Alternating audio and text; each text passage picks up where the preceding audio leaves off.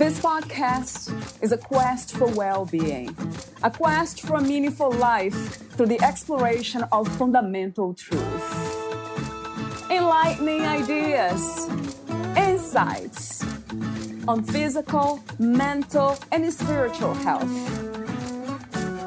The inspiration is love. The aspiration is to awaken new ways of thinking that can lead us to a new way of being well. Welcome to Body, Mind, and Soul Healing Conversations.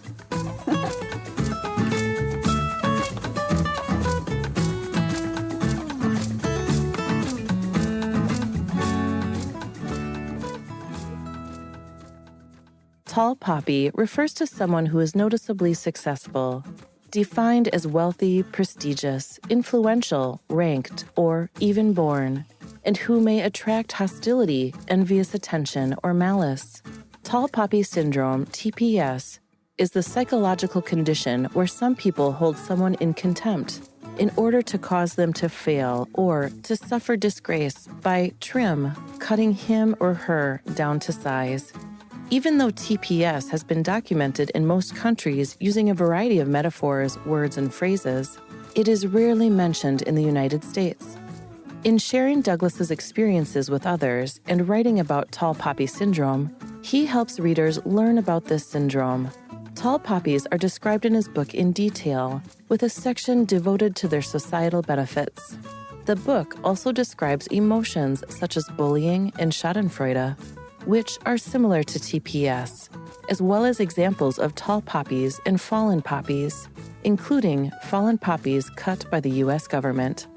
Valeria interviews Douglas Garland, the author of The Tall Poppy Syndrome, The Joy of Cutting Others Down. Dr. Doug Garland practiced orthopedic surgery in Southern California for 37 years. He is a clinical professor of orthopedic surgery at the University of Southern California and published more than 110 peer-reviewed scientific articles. After experiencing the tall poppy syndrome, TPS, firsthand, Dr. Garland began a 10-year journey researching TPS. This exploration began in ancient Greece, where the syndrome was first described, to modern times and involved various countries, customs, and cultures. Specific emphasis was directed towards Australia, where TPS is a cultural pastime. To his surprise, it was recognized everywhere in one form or another, except in America. After studying America's emotional cultural behavior, Dr. Garland concluded that TPS was prominent in America, perhaps more so than in any other country, but it is unrecognized. Emotional behaviors of the cutter and cuttee were identified. The result was the definitive tome, The Tall Poppy Syndrome, The Joy of Cutting Others Down, and more than 600 citations, which is available on Amazon. Meet Douglas at douggarland.com. Here's the interview with Douglas Garland.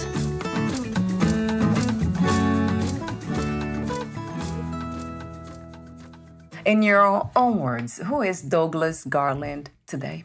The old Douglas Garland was an orthopedic surgeon for 37 years in Southern California who was also an academic orthopedics and published a lot of papers. And now I'm retired for 8 years, and I spend most of my days enjoying my life and contemplating the tall poppy syndrome. The definition of success and happiness. What is success to you these days? And is this the kind of success, as you understand, also happiness? Or do you distinguish success from happiness? You separate them? No, I separate them. I don't think you can really try to achieve happiness. I'm of the opinion that happiness happens. So hopefully, if you define a successful outcome, you'll find happiness. But, happiness is having a good friend. Happiness is helping your next door neighbor. And success is often related to your job. And so when I look at myself, I was a very successful orthopedic surgeon in Southern California. I had a huge private practice. I was also in academics and published over 120 peer-reviewed articles. And so by the meritocracy of America, I would say I was a very successful orthopedic surgeon. That doesn't necessarily mean that I was a happy orthopedic surgeon. Happiness, I think, is very divorced from many times your work life. And so that, work is work. I mean, being a doctor can be very painful. I took call every night. I was by my phone. I was on call on the weekends. So there's a lot of stress to that. And that stress, leads to burnout and unhappiness. So sometimes the professional success of one's work is completely divorced from one's personal happiness. My personal happiness, actually, when I was practicing, was a garden that I had. I had a huge vegetable garden, and I had about 40 to 60 tomato plants. And I have to tell you, I had more happiness in that than I did during my private practice. I can see that very much being true reality. I love your answer. Yeah, so success for most people is not connected to happiness. Talk to me for a moment about the transition from being a doctor to the author of the Tall Poppy Syndrome. Well, once again, when you look at work, especially in America, your work defines you. And so people thought of me as a doctor and not as a person. And I relocated from Southern California. Now I live on the central coast of California. And I wanted to not change who I was, but I wanted that person that I was to sort of disappear and start over. And the best way for me to do that was to relocate, because if people saw me out in my garden, I would still be Dr. Garland to most of the public. And I was done with that particular aspect of my life. So I relocated and really started anew. And the interesting thing, of course, was that I had been what we call in the business the tall poppy, meaning that somebody had cut me down. So that retirement gave me a lot of time to think about that, the implications about that. And that then, of course, led to the book, The Tall Poppy Syndrome, which I published earlier this year. And the two people, intrinsically, the people are the same, but now I'm much more religious. I have time to go to church and go to Bible studies and to read the Bible. And I do a lot more just reading and thinking every day. My wife and I spend an hour walking the beach since we're in a coastal resort town.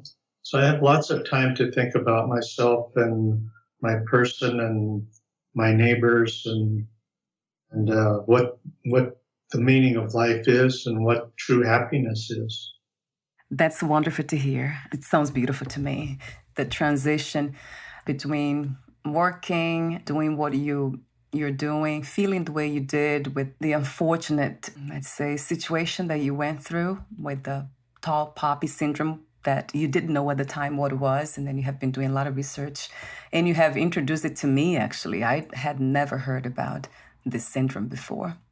So with that in mind, since you mentioned religion, spirituality, what is your view of life these days through the lens of spirituality or religion? Well, one of the huge things that I discovered writing the Tall Poppy Syndrome was I was trying to figure out how to be a tall poppy. And that's kind of what you're describing on successful and personal success and your work and professionalism. And there's 10,000 self-help books published annually. So it's not only me, America as a whole is looking for that. And the problem I came across, or at least in my mind, was that if there are 10,000 books being published every year, the ability that they're inspirational, but they're not transforming people. If people were being transformed, there wouldn't be 10,000 books the next year. There would maybe be 5,000 books the next year. And the next year there would be 2,500 books. So people aren't being transformed, or they're not undergoing transformation and then going into action. So that part of my thinking then was, what's the simplest way that I can make people become tall poppies? In the essence of that thinking, then I decided that, or I concluded that the biggest way to be a tall poppy is to serve your fellow man. And if you think about it, that's really what Christ did. He had a very simple message. And I'm retired, so it's very easy for me to serve my neighborhood. I'm the garbage collector guy. When it's time to take the garbage cans out, I make sure the neighbors' garbage cans are out, and I frequently take my neighbors' garbage cans in. It's a small task, but all of them appreciate it. And we're in a retirement community, so there's a lot of people on my block that come here on the weekends, and they're not here on the day to take the garbage can in and out. Right. So that simple thing is very meaningful on my block. That makes me think of kindness. You actually mentioned that. It might be the antidote, right, Douglas, to envy and all the 7 sins, as you mentioned too. One of the insights you gained about studying Christianity or the Catholic tradition, the philosophy, the 7 deadly sins. I have heard about that, of course. And you also mentioned earlier that for every sin, there is a virtue. So I'd love to hear more about that. What are they? Well, let's do 2 things. Let's first describe emotions themselves. Emotions are the definition of an emotion is one thing, but there's also the way the psychologist looks at emotion. And emotion, they just call an emotion a functional state. They just leave it at that, which is nice. But I actually like the positive side of an emotion and the negative side. So envy is my favorite emotion. I think it's the most common emotion. It's an emotion that's always going on. I mean, when you first see somebody, the comparison emotion is on. You're looking at who they are, their physique, their clothes. You're sadly forming an opinion on them.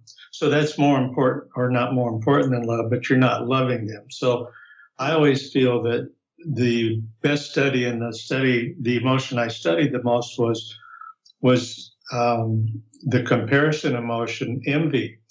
Now, envy is divided into 2 things, good envy and bad envy. And Aristotle did that clear back in ancient Greece. So we've only refined that definition, but he looked at that concept way back. And the good envy then is to look at your neighbor, and he has a nice home and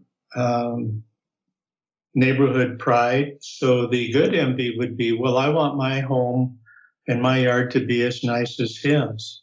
So whatever you do, hire somebody, work on it yourself, but and try and improve yourself and your home to be equal to your neighbor. That's a very positive thing, and that's very positive for all America. I mean, if you're a tennis player, you don't get somebody to go play with that's worse than you. You're never going to improve yourself. You always have to that's why we have statues is not adoration, but emulation. They did usually something meaningful, something better than the rest of us. And so you look at that person and you want to improve yourself. Unfortunately, that takes a lot of work. And people don't always do that. It's much easier. And then we had religion come in, specifically Catholicism, because I was raised in a religious Irish Catholic family. And the emotion of envy is a negative and one of the 7 deadly sins. So the negative emotion is coveting somebody's wife, coveting somebody's goods. And you look at your neighbor and you maybe have a little low self-esteem, and you, in your mind, this is another good message for your listeners. Your mind actually controls your emotions. And so in your mind, you make a conscious decision that you're not going to emulate them positively and try and improve yourself or your home, or either, it can be laziness, which is also a deadly sin. That's one of the 7, laziness, which is the cause of bad envy, and the coveting is bad envy. And you try and either destroy some of their maybe their car, as we talked the first time, you scratch key the car or you punch a tire out. You're actually trying to destroy their happiness, or that's a positive bad action, meaning that you take some direct action. And also you can just do disparaging remarks to the neighborhood about why you think that person's a bad person. So that's bad envy. And unfortunately, that drives much of America. We're a meritocracy. And if we can't improve ourselves at work, we have trouble climbing the ladder of success and competing for the next job opening. The easier thing to do is cut the other person down rather than improve yourself. And so that is the negative emotion, or one of the 7 deadly sins. Now, the 7 deadly sins have become extremely important to me. The 7 deadly sins were actually described by, I think, Pope Clement in the 4th century. Strangely enough, it was a guide to the monks who lived in a monastery. I don't know why you'd have to tell the monks how to behave when they should be praying every day. But anyway, he came up with the 7 deadly sins. And the 7 deadly sins are envy, which is bad envy, which is usually found in the cutter, in the tall poppy syndrome. Anger. The definition of anger is there's an obstacle in your way and you can't remove it. That's why you get angry. So how it relates to the tall poppy syndrome is that there's another person in your way preventing you from the promotion. So you want to cut that person down. So that's bad anger. Positive anger would be, anger makes you actually focus. So good anger would be, that person is a little better than I am. I'm going to work harder. I'm going to spend my energy working harder, coming in early, leaving late, having all my work done. So anger can be positive, once again, if we look at the positive negative aspect. And the last of the 3 deadly sins that are most commonly found in the cutter is what we mentioned, laziness or sloth, S-L-O-T-H. Those are part of 3 of the 7 deadly sins. Now, interestingly enough, the cutter, through moral justification, feels that he has the right to cut down a tall poppy. And here we find 3 other reasons that he feels justified in cutting those poppies down. And that's because of pride or hubris. somebody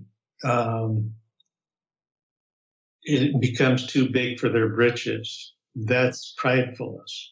The next would be greed, which, of course, in America is a very common reason to, you get greedy and you cheat people, and we just have that cryptocurrency fraud going on. So that's an example of the tall poppy syndrome, somebody being tall poppy because of his egregious activities, which involve pride, number one, and two, greed.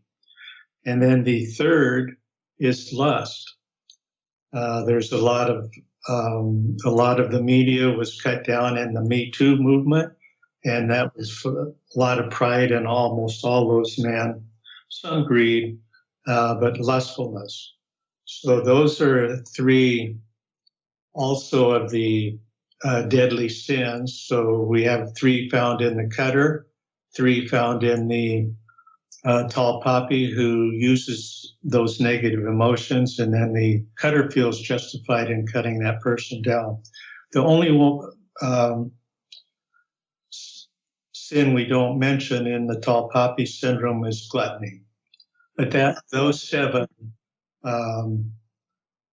make up the seven deadly sins, and six of them are commonly found in the tall poppy syndrome.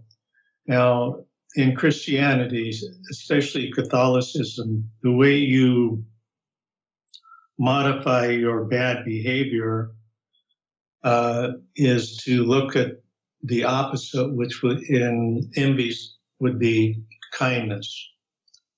And so kindness is the antidote to bad envy. So in your neighbor, for example, who knows what would be if you have bad envy and you're disparaging your next door neighbor. What if he had a nice Porsche and you had low self-esteem and you were so envious and thought bad of him, and then you went over, instead of bad envy, you said, gee, I just admire your car. However, did you afford that? And because you've been kind to him, he opens a little secret that the rest of the neighborhood doesn't know, that he went into the dealership. Somebody had turned that car in. They couldn't afford it. They made the down payment. They only had it for a couple months. They turned it in. There was no scratches. It was brand new. But because it was off the lot, and as you know, as soon as you drive off, you lose marked value in the car. The car now had to be labeled as used. You could still have the warranty, but now the price dropped 5,000 or 6,000. So now you had an opening to how maybe you could improve yourself and find a deal like that. So by just being kind, the whole world, a new world opened to you, how you could improve yourself, how you could maybe look for a deal. And all it took was to go to your neighbor, be kind to them, and you found a little secret of life. Kindness being the secret of life itself, from my point of view. Yeah, thank you for saying that. I love the work that you have been doing because it is exposing a lot of truth that we are often kind of turning our attention away from. And that is our inner world, how the mind operates, how all these thoughts, sometimes they show up without our awareness, they just come up. And as I kind of briefly talked to you off record today, I learned to just ignore them in a way, but not ignoring in a sense of pushing them away or trying to escape any thoughts or any emotion or anything that comes up. I learned to be very kind with my own emotions and thoughts, and then in return, they are kind to me in the sense of letting me to be kind. Giving that space, I feel like I have more space to be kind.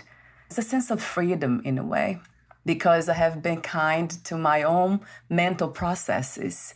Anything that shows up, I'm very open to them. I'd love to hear from you what your thoughts are on that. I agree with you. Kindness, I think, for me, is certainly one of the most necessary and should be one of the most prevalent virtues. one, because my own opinion, once again, is the emotion of envy is always on, and it's very easy to be negative. And so to change that, you just need to think of kindness. So it's foremost for me. But there's one thing I don't disagree with you, but I like to not deny the outside world, but rather change your thinking about it. So let's just take everything's political, and I don't even like to deny politics because everything seems to be driven by politics. So we can just take the last election and the House of Representatives going to the Republican side. So if you're a Democrat, your thought of that is going to drive your emotion. And that's really unfortunate because that's going to drive you into depression. It's going to drive you into sadness. It's going to drive you into most likely bad envy. That's what it drives, that bad envy, the comparison, and then and actually into anger too. Now we get into conspiracy theory and you know, you want to take revenge and cut somebody down. So you have to still be aware of that sort of obstacle or that thing and not go into denial, but you need to flip your internal switch and to think about something positive, to include something kind that can happen to that. And maybe, just maybe, that having the House belong to the Republicans, they could come up with a good idea and inflation might not be so bad. So that's how I think you always need to look at life, that just because an obstacle's been put in front of you, the best thing to try and do is figure out how you can turn that into a positive and take advantage of that. You need to try and harbor a positive emotion, because if you harbor, and that's what happens unfortunately in politics, they're all negative emotions, and negative emotions drive your feelings, and then you're unhappy just with something simple like politics, which is completely out of your control. And you want to control yourself, and don't let politics control you. That's another very insightful and deep philosophy, and I know that is very much the case. It is the philosophy of Stoicism, which I have studied myself too. I was very interested, and this idea of controlling, as I mentioned off record to you, Douglas, not that I kind of push them away, the word away, control. It does imply trying to suppress, trying to almost like forcing. There's something about forcing what is natural.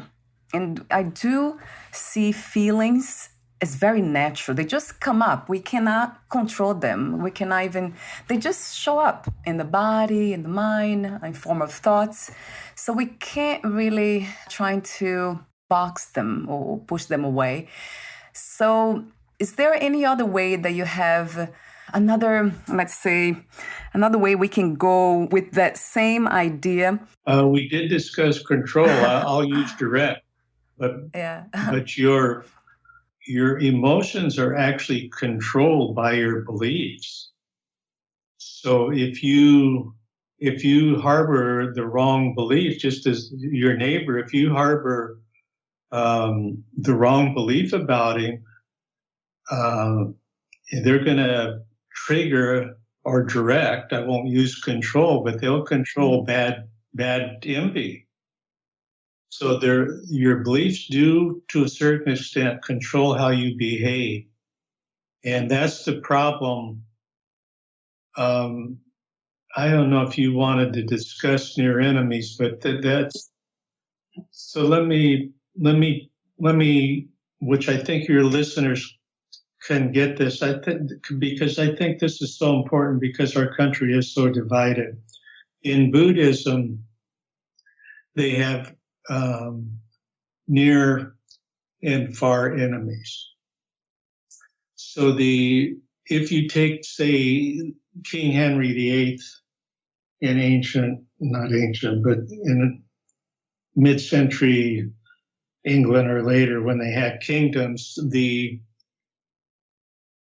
far enemy would be France, which they were always fighting. So they all knew who the far enemy was. Everybody knew the far enemy.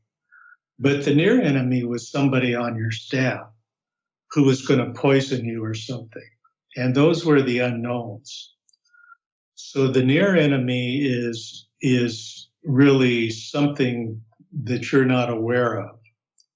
And in us, as far as I'm concerned, it's some emotion that your mind is controlling, which is not based on true fact. So let's look at the cancel culture, for example, which is huge right now in our wokeism. So the enemy would be the prejudice. Everybody knows what the enemy is. But what we're struggling with as a country and people are deciding which people need to be cut down. And unfortunately, when you have a movement, there's a lot of collateral damage. And so it's the true enemy of this is self-righteousness, not righteous indignation, which is driven by true moral authority. Everybody's looking for moral authority. And that would be kindness. Kindness is a moral authority. All the Stoics, the virtues drove wisdom. So if you had all the virtues that were opposite the seven deadly sins, you would have a certain moral authority of righteous indignation would drive all of that, and it would be acceptable. And that's why the cutter feels justified in cutting down the egregious activity of the tall poppy. But unfortunately, we've now become a country of self-righteousness. And it's the self-righteousness that is the near enemy of righteous indignation. And that self-righteousness, I feel, is becoming a big cutter in our society and cutting down tall poppies inappropriately. And it's only through virtue and this, actually the Tall Poppies is a self-help book, because we'll go through that in a second. I'll tell you how that works. It's cognitive distancing, so that you have to be able to distance yourself from everything and think about kindness and really evaluate what's happening to the movement and to your own mental thinking about it, because your mental thinking is driving your emotion. And just maybe you have what they call disputation. You can dispute your own madness and change your opinion. You know, the guy's on the podium and he says to his audience, "Who wants change?" Everybody raises their hand. Everybody wants change. And then he says, "Now, who wants to change?"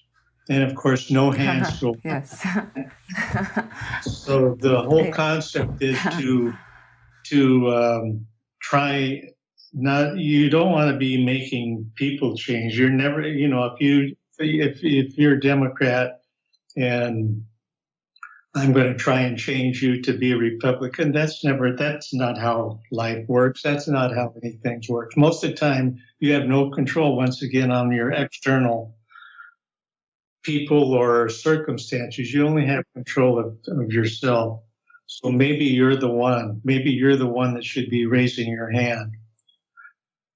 So if I can, I'll show you how this, understanding the tall poppy syndrome can help you with this cognitive distancing. We can take the recent Academy Awards show where Chris Rock made a remark which Will Smith took as disparaging about his wife. And once again, that was all, to a certain extent, Will Smith's mental thinking about that, because when I listened to it, I thought that it was a compliment, because it came from a movie star who had shaved her head for a movie and gained a lot of accolades for doing that, and said how beautiful it was. So I interpreted that she looked very beautiful with her baldness. Anyway, Will Smith took that not to be as I took it. And he has what I call peer-to-peer tall poppy syndrome, which is the tall poppy syndrome mostly is driven by peer-to-peer, meaning people in your tribe, people in your neighborhood, people in your school, people at your work, people that you're familiar with, and they don't even have to be tall poppies. But anyway, he's a peer to Chris Rock. So this was an example of peer-to-peer tall poppy where, because of his anger, once again found in the cutter, he decided to go up and slap Chris Rock. Well, the public has a different perception of that. This now turns to public tall poppy syndrome.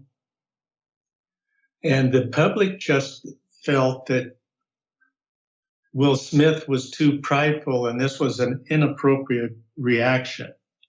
And so the public cut Will Smith down. And how did they do that? Well, the Academy blocked him for 10 years to be Academy a member and come to the annual awards. And of course, Disney cut a contract and a few other companies. So he was cut down for cutting somebody else down. Now, this cognitive distancing is, here we are talking about, viewing this, and we're making our own biased opinions as to, some people thought that it was okay for Will Smith to do that. Some people thought it was Chris Rock was inappropriate. So it's this distancing that us as a viewer gets to look at people and understand the tall poppy syndrome. And by viewing what's transpired, you should then reflect on your own self, what you were talking about earlier. And then maybe you can change your mind. Maybe you were biased towards maybe the inappropriate, non-moral thinking, non-kind thinking, and you can actually change yourself and become more kind. So that's actually how the book itself became sort of a self-help book, because it helped you understand the negativity of emotions, the bad actions. It helps you understand the good actions, and it shows you actually how you can modify yourself and become a servant and become more kind. I mean, whoever does the research and writes the book or does the presentation, they're usually the ones that are changed the most, the guys that write the book, not the people in the audience. So I can tell you that nobody grew taller than myself as I wrote this book. But that's how understanding the tall poppy syndrome and life helps you understand yourself better and hopefully makes you a better person. I love your work. I love your intention. I love your message. It's very clear to me. And it's interesting that you said this now about people who write books, they are changed by doing the work. So you mentioned earlier about so many self-help books are out there. So maybe that's what's happening. People are transforming and they are writing about their transformation. A lot of them are. So, well, we can stay on that point in a minute. I mean, actually, if you want to change your emotions, the best way to do it is write them down.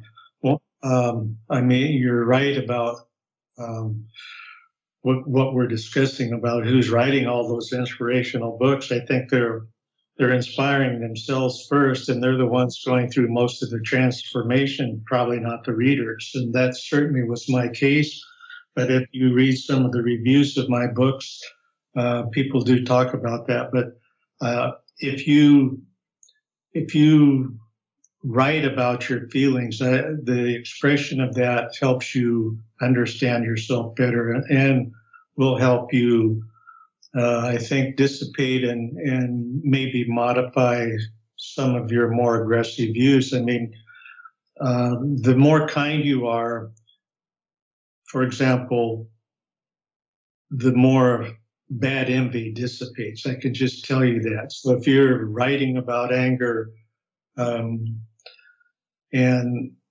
you really can see in black and white how sick you are, and that's part of the first step of the transformation process. And as you're going through that, your anger will become less. It goes back to that, perhaps the reason why I have this almost, what's the word? I don't push it away, but I don't use the word control because that's how I view it. That everything that shows up in my inner world or my outer world, it's to be understood. It's a reflection of something in my inner world, what's happening outside anyway. So I'm always kind of dancing between those ideas, concepts of contemplation, reflection, understanding. That brings a lot of kindness in my world, inner world.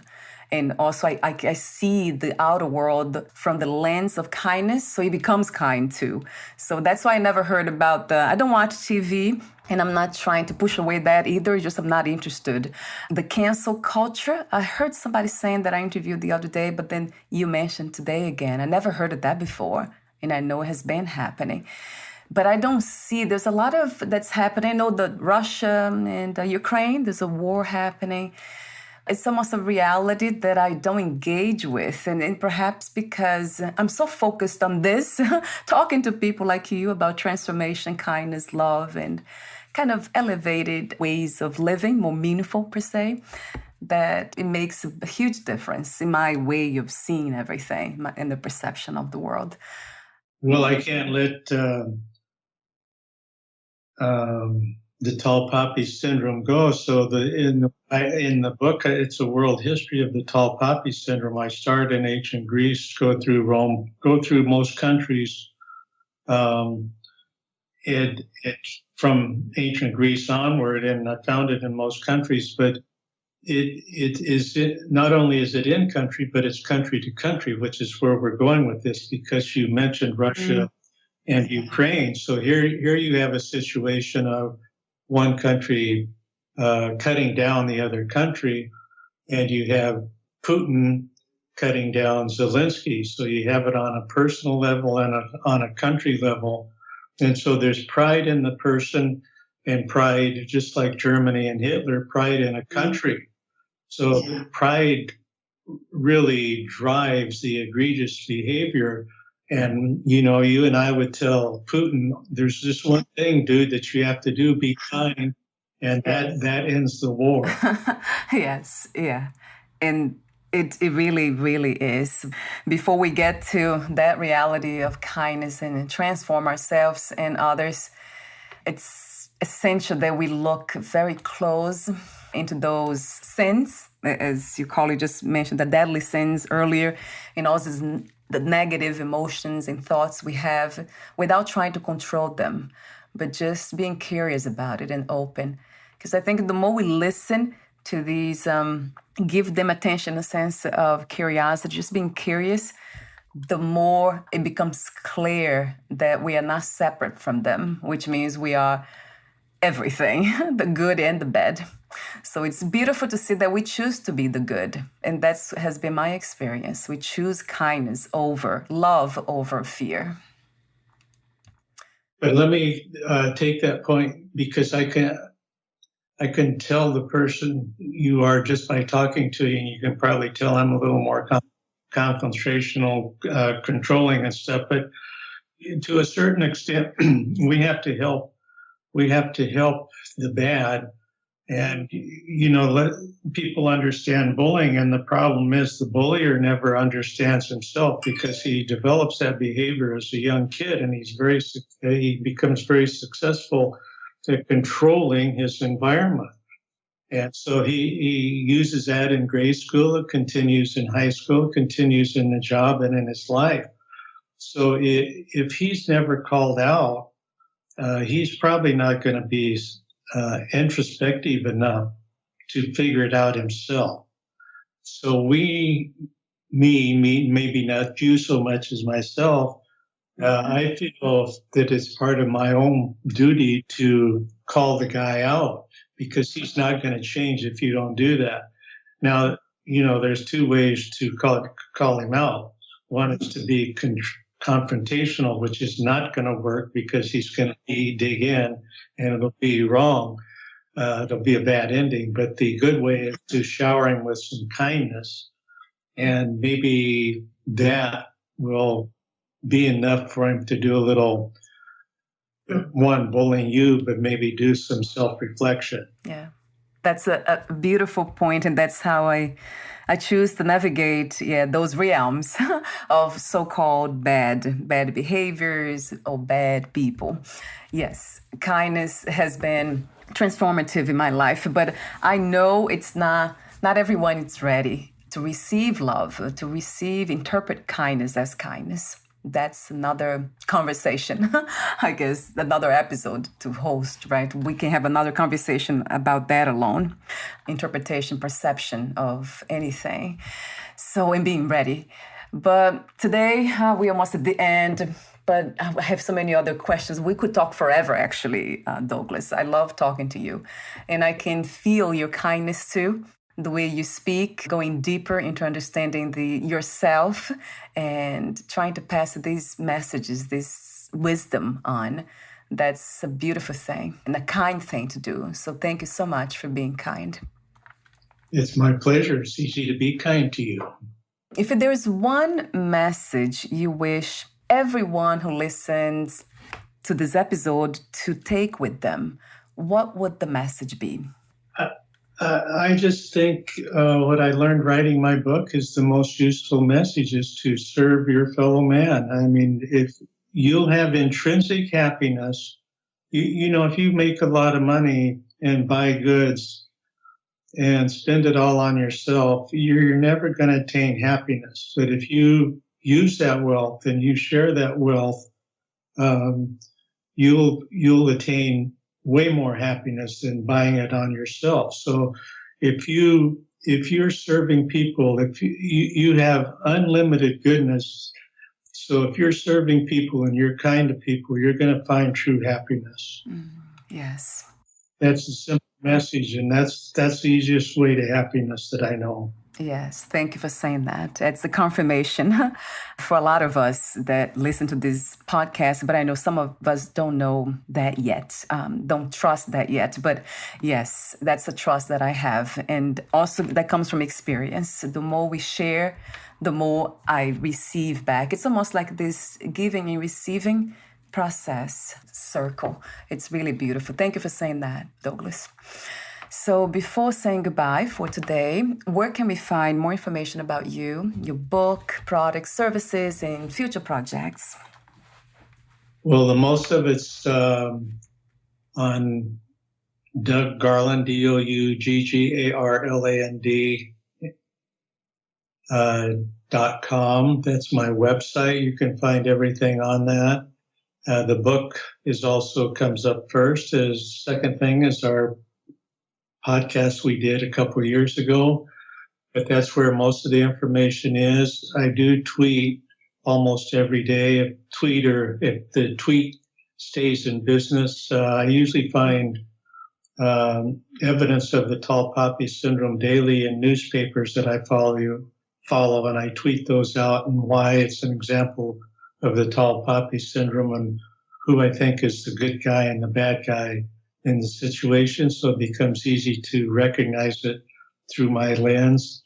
And I'm just starting a new website up, tallpoppysyndrome.org, which may become very interesting as I expand my concepts on it. But there's not a lot on that. That's brand new, only a couple weeks old. But just DougGarland.com is the best thing. Wonderful. I'll have the link on your podcast profile, and I'll have the Amazon link for your book as well.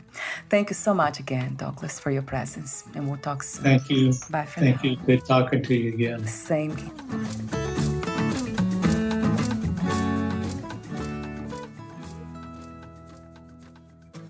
Thank you for listening.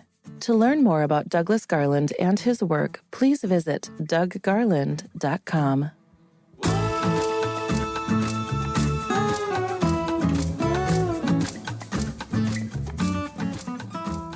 To learn more about this podcast, please visit fitforjoy.org/podcast. Thank you again for listening, and bye for now.